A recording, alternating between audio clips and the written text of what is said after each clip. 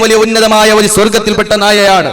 ആ നായക്ക് പോലും ഉന്നതമായ ഒരു സ്വർഗത്തിൽ ഒരു പദവി ലഭിച്ചിട്ടുണ്ടെങ്കിൽ ആ നായ ഔലിയാക്കന്മാരുടെ പിന്നാലെ കൂടിയത് കൊണ്ടാണ്. അപ്പോൾ നാം ഒരു കാര്യം മനസ്സിലാക്കേണ്ടത്, ഔലിയാക്കന്മാരെ ബഹുമാനിച്ചാൽ, സ്വാലിഹീങ്ങളെ ബഹുമാനിച്ചാൽ അതാണ് നമ്മുടെ വിജയം. അവരെ മാറ്റി നിർത്തിക്കൊണ്ട് ഒരു പരിപാടിയില്ല.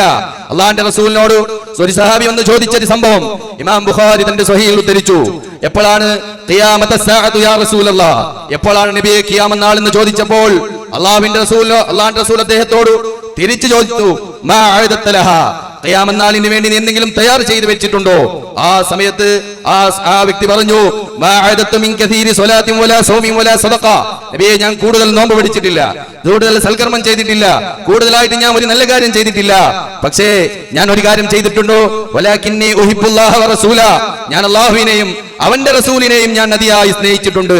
ആ സമയത്ത് അല്ലാഹുവിന്റെ റസൂൽ അവിടെ നിന്ന് പറഞ്ഞ മറുപടി, അൻത മഅമൻ അഹ്ബബ്ത, നീ ആരെയാണോ സ്നേഹിക്കുന്നത് അവരെ കൂടെയാണ്. അതിനു വേണ്ടിയാണ് നാം മഹാന്മാരെ സ്നേഹിക്കുന്നത്, അതിനു വേണ്ടിയാണ് ഔലിയാക്കന്മാരെ നാം ബഹുമാനിക്കുന്നത്, ആദരിക്കുന്നത്. അവരെ കൂടെ നാളെ നമുക്കും സ്വർഗത്തിൽ കടക്കാൻ വേണ്ടിയാണ് പ്രിയമുള്ളവരെ. അതിനു വേണ്ടി നാം ഇത്തരത്തിലുള്ള ഉറൂസ് സംഘടിപ്പിക്കുന്നത്. ഉറൂസിലൂടെ ഒരുപാട് നന്മകളാണ് നാം ഇവിടെ ചെയ്യുന്നത്.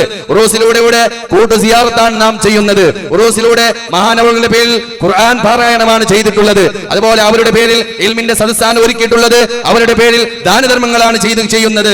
ഇതൊക്കെയും പ്രവാചകർ സല്ലല്ലാഹു അലൈഹി വസല്ലം തങ്ങൾ നമുക്ക് പഠിപ്പിച്ച സുന്നത്തായ കാര്യങ്ങളാണ്. അതുകൊണ്ട് ഒരിക്കലും ഉറൂസ് എന്നുള്ള പരിപാടി നാം തള്ളപ്പെടേണ്ടതല്ല. അതിലെന്തെങ്കിലും ചില്ലറ ന്യൂനതകൾ വരുന്നുണ്ടെങ്കിൽ ആ ന്യൂനതകളെ പരിഹരിക്കുക, അതല്ലാതെ ഉറൂസിനെ നിർത്തിവെക്കുക എന്നുള്ളതല്ല.